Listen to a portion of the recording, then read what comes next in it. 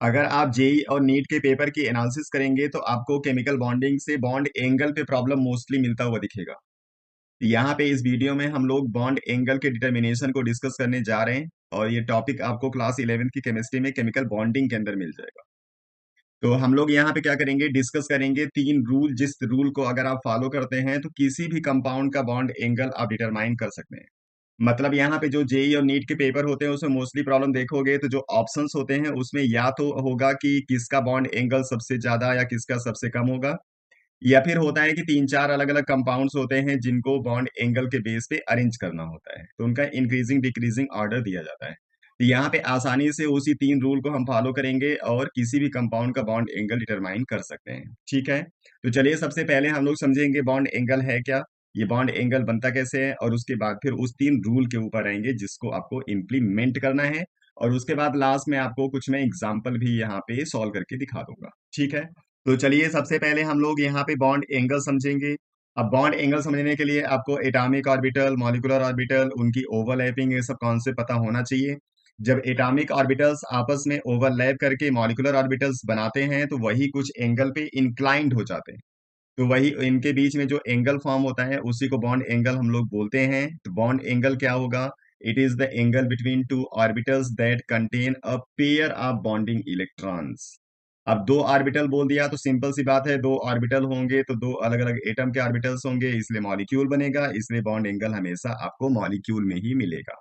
ठीक है, तो यहाँ पे अगर एटॉमिक ऑर्बिटल आप समझो तो S P D atomic orbitals आपने पहले से डिस्कस किया हुआ है। एस का शेप स्फेरिकल होता है, पी का डम्बल, डी का डबल डम्बल। तो यही एटॉमिक ऑर्बिटल्स जब आपस में ओवरलैप करके मॉलिक्यूलर ऑर्बिटल्स बनाते हैं तो कुछ एंगल पे इंक्लाइंड हो जाते हैं। उसी एंगल की हम लोग बात कर रहे हैं। तो जब इनके बीच में मिक्सिंग होती है तो 2s ऑर्बिटल आपस में मिक्स हो सकते हैं, एस के साथ पी मिक्स हो सकता है और पी के साथ पी मिक्स हो सकता है। इस तरीके से एस एस ओवरलैपिंग भी आपको मिलती है, एस पी ओवरलैपिंग भी मिलती है और पी पी ओवरलैपिंग भी मिलती है। तो मॉलिक्यूल के अंदर यही मॉलिक्यूलर ऑर्बिटल्स आपस में क्या होंगे, इंक्लाइंड होने वाले हैं। ठीक है, तो ये तो सिंपल सा हिसाब हो गया बॉन्ड एंगल का कि ये जनरली बनता कैसे। अब हम चलते हैं अपने रूल के ऊपर जहां से हम लोग एंगल को डिटरमाइन करेंगे।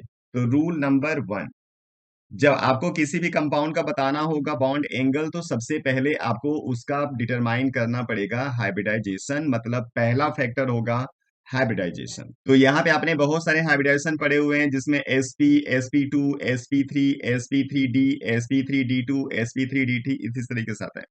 आप यहाँ पे अगर इन्हीं 3 हाइब्रिडाइजेशन को डिस्कस करो तो आपको पूरा कॉन्सेप्ट समझ में आ जाएगा।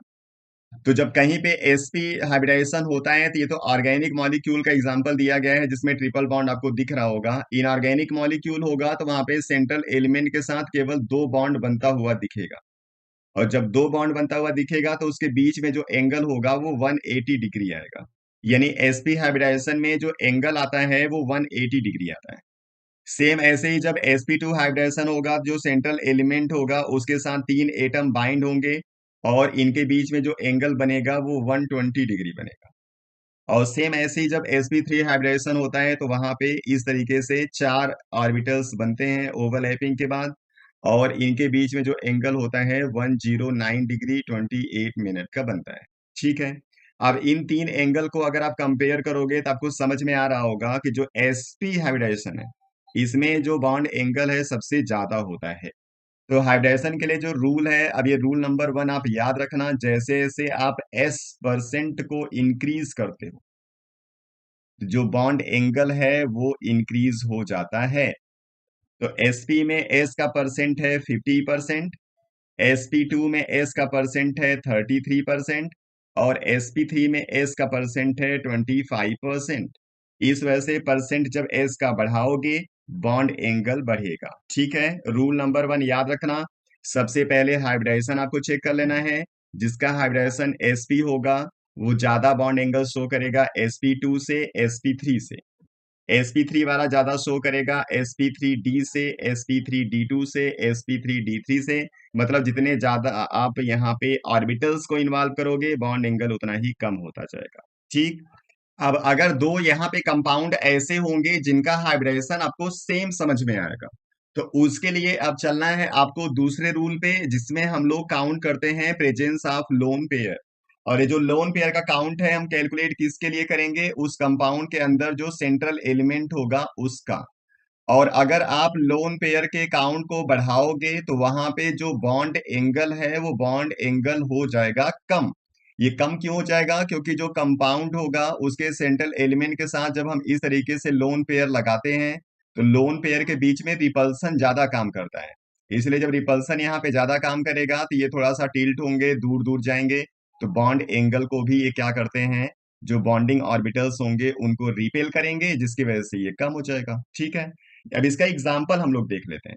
ठीक है, जैसे मान लो हमने sp3 वाले तीन अलग अलग एग्जाम्पल ले लिए, जिसमें पहला एग्जाम्पल हमारा है CH4। तो CH4 का हाइब्रिडाइजेशन हो गया sp3, और इसके अंदर लोन पेयर का काउंट है 0। इसलिए यहाँ पे दो एटॉमिक ऑर्बिटल्स जब ओवरलैप करके मॉलिक्यूलर ऑर्बिटल बनाएंगे तो बीच में एंगल आएगा 109 डिग्री और 28 मिनट। ठीक है, तो यहाँ पे एंगल 109 रहेगा सबके अंदर। अब इसी का एक दूसरा एग्जाम्पल हम लोग ले लेते हैं, जिसमें एग्जाम्पल होगा हमारा अमोनिया। अब अमोनिया के अंदर अगर आप देखोगे तो लोन पेयर आपको एक मिल जाएगा, और तीन यहाँ पे होंगे बॉन्ड पेयर। ये तीन बॉन्ड पेयर हो गए और एक यहाँ पे हम लोग लगाएंगे लोन पेयर। ठीक है, अब इस लोन पेयर की वजह से अब यहाँ पे होगा रिपल्सन, और जब रिपल्सन होगा तो इसके बीच का जो एंगल है वो कम हो जाएगा। तो अगर ये लोन पेयर नहीं होता तो इसके बीच का एंगल पहले रहा होता 120 डिग्री, लेकिन इस लोन पेयर की वजह से रिपल्सन बढ़ता है और ये एंगल आ जाता है 107 डिग्री। तो यहाँ पे अमोनिया के अंदर जो बॉन्ड एंगल होगा वो 107 डिग्री के आसपास होता है। अब ऐसे एक तीसरा एग्जांपल ले लेते हैं जहां पे हाइब्रिडाइजेशन sp3 ही रहेगा, लेकिन लोन पेयर और बढ़ जाएगा। तो उसका एग्जांपल है हमारा वाटर। अब वाटर के अंदर क्या हो गया, जो लोन पेयर है वो है 2, और बॉन्ड पेयर भी यहाँ पे है 2। यहाँ पे इसके साथ इस तरीके से दो आएंगे लोन पेयर। ठीक है, और लोन पेयर के बीच में रिपल्सन आपको मालूम है सबसे ज्यादा होता है, और जब यहाँ पे रिपल्सन होगा तो ये यहाँ पे इसको रिपेल करेगा, और इसी रिपल्सन की वजह से बॉन्ड एंगल ये और ज्यादा कम हो जाएगा। तो यहाँ पे जो बॉन्ड एंगल आता है वो लगभग आता है 104.5 डिग्री। ठीक है, तो यहाँ पे आप देख रहे हो जैसे जैसे हम लोग लोन पेयर को बढ़ा रहे हैं वैसे वैसे बॉन्ड एंगल कम होता जा रहा है। ठीक है, तो ये हो गया दूसरा लोन पेयर का कैलकुलेशन। ये आप कब करोगे, जब हाइब्रिडाइजेशन सेम शो होगा, अदरवाइज हाइब्रिडाइजेशन के बेस पे ही आपको बॉन्ड एंगल लिख देना है। अब हम तीसरी कंडीशन चलेंगे जहां पे हाइब्रिडाइजेशन भी सेम होगा और उसके अंदर लोन पेयर भी सेम रहेगा, तब बॉन्ड एंगल का डिटर्मिनेशन कैसे होगा। तो उसके लिए आपको चेक करना पड़ेगा सेंट्रल एलिमेंट की इलेक्ट्रोनेगेटिविटी। सेंट्रल एलिमेंट की इलेक्ट्रोनेगेटिविटी भी एक फैक्टर है जो यहाँ पे बॉन्ड एंगल को इफेक्ट करता है। ठीक है, और इसका भी पॉइंट आप याद रखना, जैसे जैसे आप इलेक्ट्रोनेगेटिविटी को बढ़ाते हो वैसे वैसे जो बॉन्ड एंगल है वो बढ़ जाता है।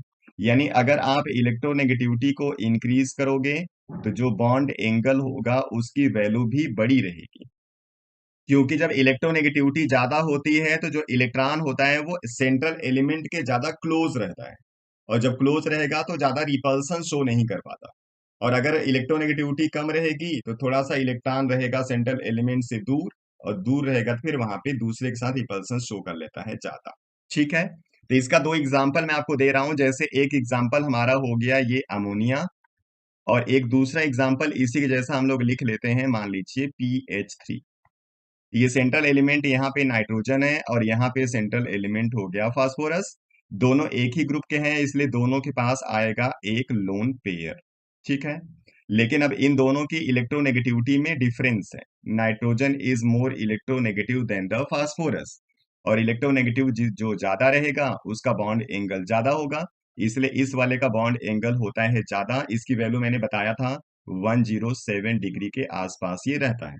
लेकिन अगर इसके अंदर आप बॉन्ड एंगल देखोगे तो इसका बॉन्ड एंगल लगभग 93.5 हो, तो इतना डिफरेंस आ जाता है इलेक्ट्रोनेगेटिविटी की वजह से।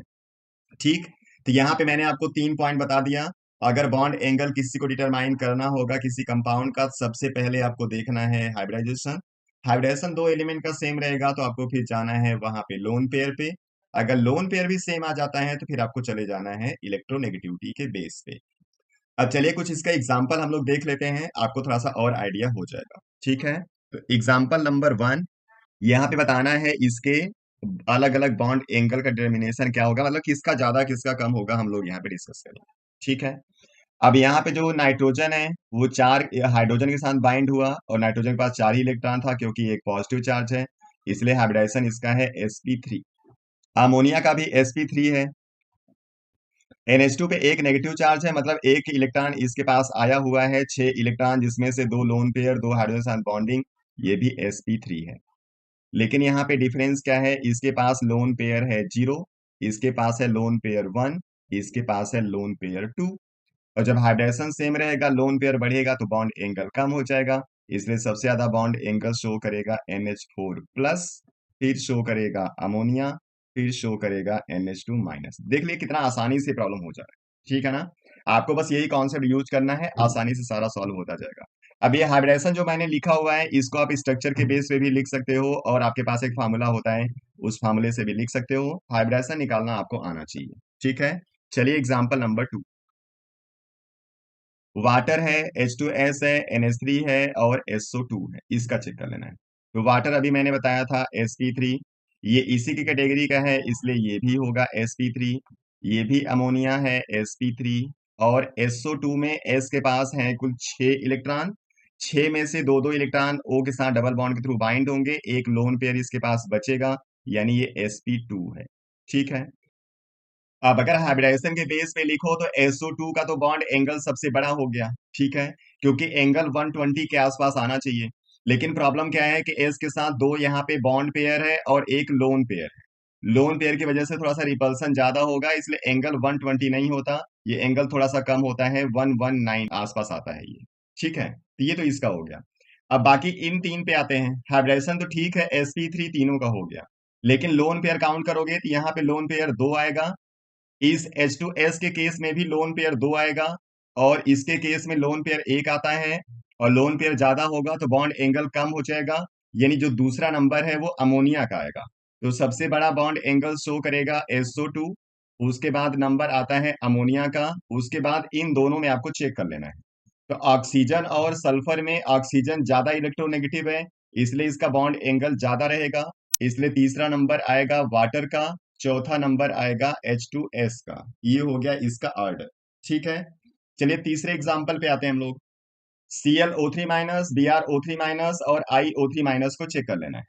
तो यहाँ पे ना तो हम हाइड्रेशन पे जाएंगे ना तो लोन पेयर पे जाएंगे, क्योंकि हेलोजन के साथ सब में लगा हुआ है O3 पे एक माइनस, इसलिए हाइब्रिडेशन भी सेम रहेगा, लोन पेयर भी सेम रहेगा, यानी सारा यहाँ पे ड्रामा होगा किसका, इलेक्ट्रोनेगेटिविटी का। और इलेक्ट्रोनेगेटिविटी जिसकी ज्यादा होगी उसका बॉन्ड एंगल ज्यादा होगा, आप जानते हैं। सबसे ज्यादा इलेक्ट्रोनेगेटिव क्लोरीन हो गया, इसलिए इसकी बॉन्ड एंगल सबसे ज्यादा। उसके बाद फिर ब्रोमीन का नंबर आएगा, ये सेकेंड नंबर पे आ गया। फिर उसके बाद आयोडीन का नंबर आएगा, ये थर्ड पे आ गया। ठीक है, चलिए चौथा एग्जाम्पल, PCl3 NH4 प्लस और SCl2 को चेक कर लेना है। ठीक है, PCl3 में फास्फोरस के पास 5 इलेक्ट्रॉन, 3 क्लोरीन के साथ शेयर हो गया, एक लोन पेयर, यानी कि ये sp3 है विद लोन पेयर 1। ये भी sp3 है लेकिन इसके पास लोन पेयर नहीं है। और SCl2 को अगर आप चेक करोगे तो सल्फर के पास 6 इलेक्ट्रॉन, 2 इलेक्ट्रॉन क्लोरीन के साथ शेयर कर दिया, और यहाँ पे आ गया 2 लोन पेयर। इसका इस तरीके से हिसाब है, इसका भी हाइब्रिडेशन हो गया sp3, लेकिन लोन पेयर इसके पास है 2। ठीक है, तो जिसका लोन पेयर नहीं होगा उसका बॉन्ड एंगल सबसे ज्यादा, इसलिए सबसे पहला नंबर आ जाएगा NH4 प्लस का। उसके बाद फिर एक लोन पेयर वाले का नंबर आएगा, मतलब PCl3। उसके बाद फिर दो लोन पेयर वाले का नंबर आएगा, मतलब SCl2। इस तरीके से आप लोग कहीं पे किसी का भी बॉन्ड एंगल डिटरमाइन कर सकते हैं। मैंने आपको कुछ एग्जांपल यहाँ पे दे दिया। अब चलिए नेक्स्ट वीडियो में फिर आते हैं दूसरे प्रॉब्लम के साथ।